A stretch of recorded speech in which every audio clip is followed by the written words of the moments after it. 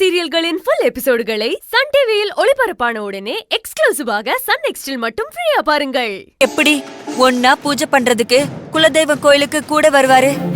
ஒரே ஒரு தடவை குலதெய்வ கோயிலுக்கு வந்து பூஜை பண்ணிட்டா நான் திரும்ப சென்னைக்கு போயிடுவேன் அண்ணி. நீங்க தான் என் அண்ணன் கிட்ட இத பத்தி பேசணும். நானா?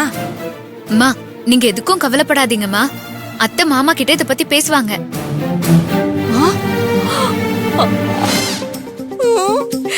என்ன மீனா?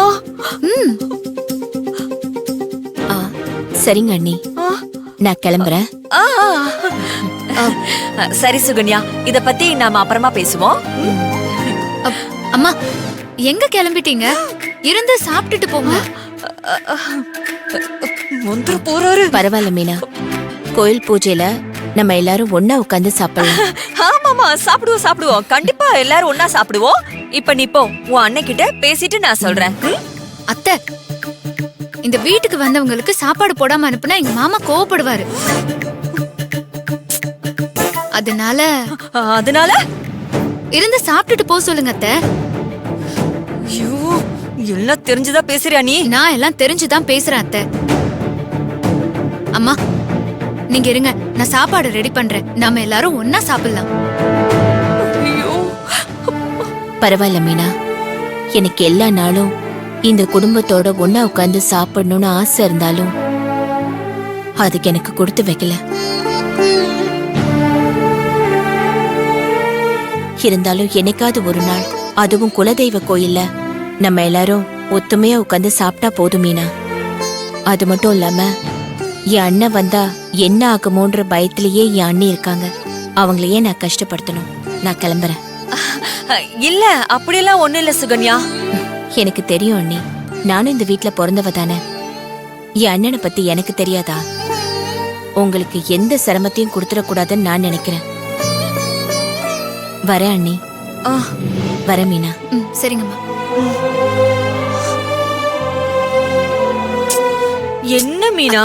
ஒன்னும் ஆகாத அத்தை. ஐயோ, உங்க மாமா வந்துட்டா என்ன பண்ணுவ?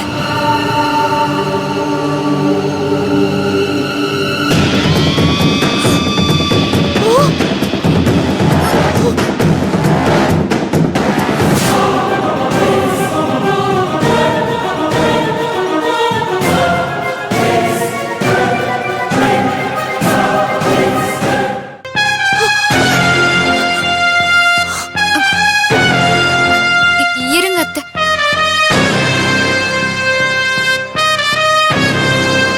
ரேவதி,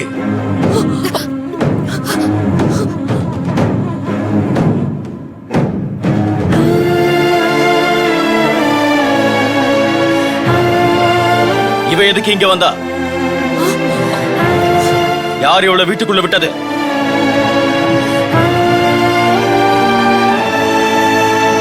ஏய், உன்னதான் கேக்குறேன், வாயை திறந்து பேசு. இவ எப்படி நம்ம வீட்டுக்குள்ள வந்தா? ஏய், உனக்கு எவ்வளவு தைரியம் இருந்தா திரும்பவும் என் வீட்டுக்குள்ள வந்திருப்ப? அன்னைக்கே உன்னை விரட்டி அனுப்புனல்ல? ஏய், அதுக்கப்புறம் எந்த மூஞ்சி வச்சுக்கிட்டு இந்த வீட்டுக்குள்ள வந்த? சீ, வாயால என்ன அண்ணன்னு கூப்பிடாத. அண்ணனே வேண்டான்னு அன்னைக்கு தூக்கி எறிஞ்சிட்டு உன்ன பின்ன தெரியாத ஒருத்த கூட ஓடி போனவதானே நீ.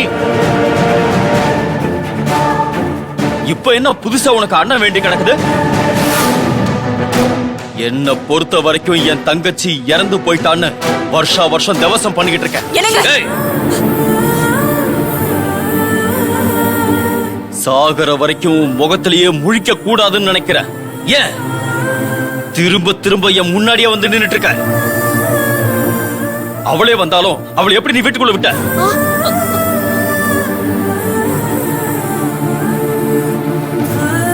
அவளால நான் பட்ட அவமானத்தை எல்லாம் என் கூட இருந்து பார்த்தவதானே நீ. புருஷனோட கௌரவத்தை விட உனக்கு அவ உறவுதான் முக்கியமா போச்சா உனக்கு? என்ன என்னங்க? அவ வீட்டு வாசல் வரைக்கும் வந்துட்டா, வந்தவளை எப்படிங்க? நம்ம வீட்டுக்கு வர்றவங்களும் இவனும் ஒன்னா? நம்ம வீட்டுக்கு வர்றவங்க எல்லாம் நம்ம கௌரவத்தை காப்பாத்துறவங்க. இவெல்லாம் என் கௌரவத்தை கேவலப்படுத்திட்டு போனவ. வாசல்ல கால வைக்கும் போது இவள வீட்டுக்குள்ள வராதான்னு விரட்டி அனுப்ப வேண்டியதானே. அதை விட்டுட்டு இவள வீட்டுக்குள்ள கூட்டிட்டு வந்திருக்க. இவள நீ வீட்டுக்குள்ள கூட்டிட்டு வந்ததும் என்ன காவு வாங்குறதும் ஒண்ணுதான். எனக்கு என்ன மாமா. பேசுறீங்க? இப்போ என்ன நடந்துருச்சுன்னு உங்க வாய்க்கு வந்தபடி பேசிட்டு இருக்கீங்க? சுகன்யா அம்மாவுக்கு அண்ணன் இருக்கிற ஒரே உறவு நீங்க மட்டும்தான் மாமா. அவங்க யாரையோ கல்யாணம் பண்ணிக்கிட்டாங்கங்கிறதுக்காக அண்ணங்கிற உங்க உறவை மாத்திக்க முடியுமா? இல்ல வேணாம் தான் வெட்டி விட்டுற முடியுமா? வார்த்தைக்கு வார்த்தை கௌரவம் கௌரவம்னு பேசுறீங்களே, அவங்களும் உங்க ரத்தம் தாங்கிறத மறந்துடாதீங்க. உங்கள மாதிரியே கோவமும் கௌரவமும் அவங்களுக்கும் இருக்கு.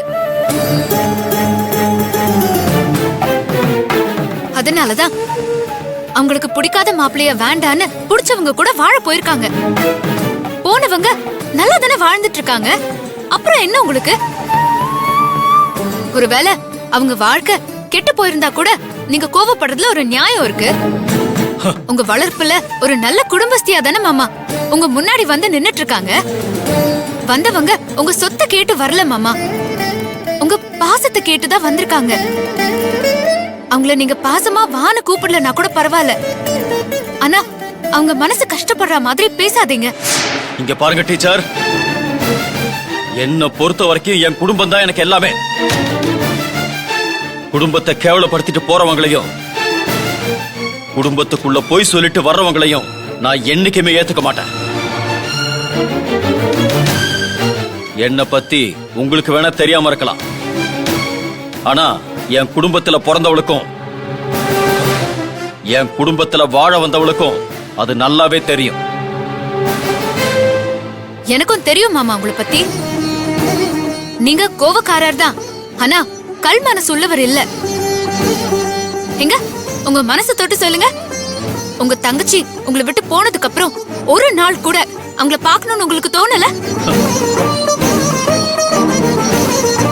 இல்ல அவங்கள பாசம் காட்டி வளர்த்த அவங்க ஞாபகம் உங்களுக்கு ஒரு நாள் கூட வரலையா? ஞாபகம் இருந்துச்சு. என் தங்கச்சிங்கிற பாசத்தினால இல்ல, என் தங்கச்சி என்ன ஊர் முன்னாடி என்ன அசிங்கப்படுத்திட்டு போனாங்கிற அந்த வருத்தம் தான் இருந்துச்சு. இவளை பார்த்த உடனே வெட்டி கொல்லணுங்கிற ஆத்திரம் தான் இருந்துச்சு. இவளை பார்த்த உடனே செஞ்சிருப்பேன். இவளுக்குன்னு ஒரு குடும்பம் இருக்கேன் தான் விட்டு வச்சிருக்கேன். வெட்டுறது கொல்றதை தவிர உங்களுக்கு வேற எதுவுமே தெரியாதா மாமா? தப்பு பண்ணவங்களையும்